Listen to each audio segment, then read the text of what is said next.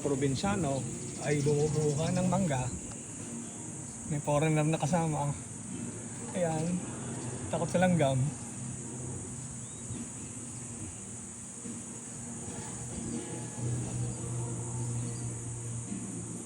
Buti pa yung tangkay mahaba, yung mama hindi.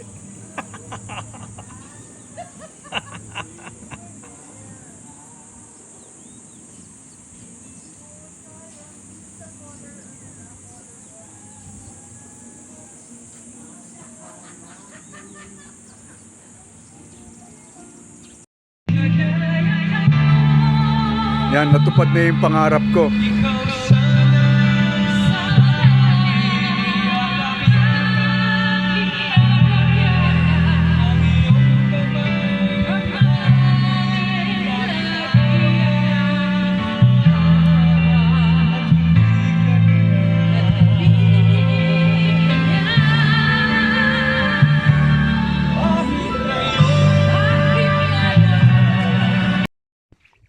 Masaya yung weekend namin.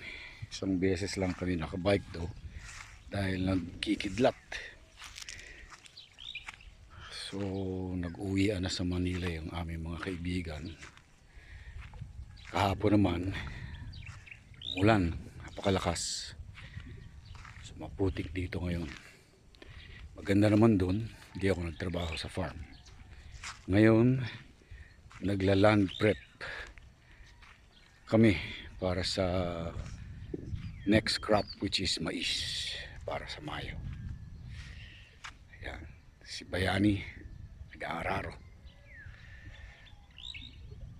Mang Tuni signing off.